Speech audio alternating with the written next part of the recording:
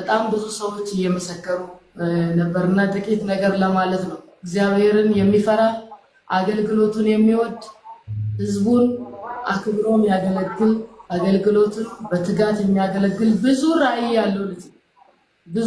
ያለው ልጅ መንገድ ላይ መቆም የማይገባው እንዲህ ለመተኛት እንኳን ጊዜ የሌለው ልጅ በእግዚአብሔር ስራ የተወጠረ በማንበብ በመጸለይ መዝሙር በመጻፍ የተለያዩ ጽሁፎችን በመጻፍ ጊዜውን የሚያጠፋ ልጅ ነው። በጣም ቁም ነገረኛ ሰው ነው እና በሰዎች እይታ ውስጥ በሰዎች ልብ ውስጥ ለዚህ ነው የተቀመጠው። ቅዱሳን ሁሉም ያውቁታል። ቤተክርስቲያን ታውቃለች። የሚቀርቡት ሰዎች ሁሉ ያውቃሉ። ዴቭ እንዲህ መተኛት የማይገባው ሰው ነው። ግን እግዚአብሔር በዚህ መካከል መልካም ነው። እግዚአብሔር ዴቭ እግዚአብሔር ቆመህ ይርክ ያሳየናል። እስክትመጣ ድረስ በትልቅ ጸሎት እንጠብቃለን። እግዚአብሔር መልካም ያደርጋል። እግዚአብሔር ከጎንህ ነው። እግዚአብሔር መልካም እንደሚያሰማን ፈውስህን እንደሚያሰማን በትልቅ በ100% እምነት እንጠብቃለን። ሁሉ ጊዜ ስላንተ በእግዚአብሔር ፊት እንበረከካለን። እግዚአብሔር ሁሉም ቻይ ነው። ምንም አትሆንም። ወደ ልጆች ወደ ቅዱሳን ወደ ጓደኞች በጤና በሙሉ ጤና እንደምትመለስ በሙሉ ተስፋ እግዚአብሔርን በማመን እግዚአብሔርን ተስፋ በማድረግ እንናገራለን።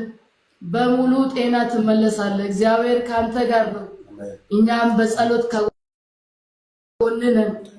እግዚአብሔር መልካም ነው። እግዚአብሔር ትልቅ ነው። ከበሽታ ሁሉ እግዚአብሔር በላይ ነው። አንድ ጊዜ አንድ ሐኪም ቤት እንዲህ ያለ ጽሑፍ አይቻለሁ። እኛ እናክማለን፣ ኢየሱስ ያድናል ይላል። ሐኪሞችን የፈጠረ መድኃኒትን የፈጠረ እግዚአብሔር ነው። ሐኪሞች ያክማሉ፣ እግዚአብሔር ይፈውሳል። በዛ እምነት እንጠብቃለን። እግዚአብሔር አያሳፍረንም። ሁላችንም በአንድ አፍ ወደ እግዚአብሔር እንጮሃለን። እግዚአብሔር አያሳፍረንም። መልስ እንደምናገኝ ከእግዚአብሔር በሙሉ ተስፋ እንጠብቃለን።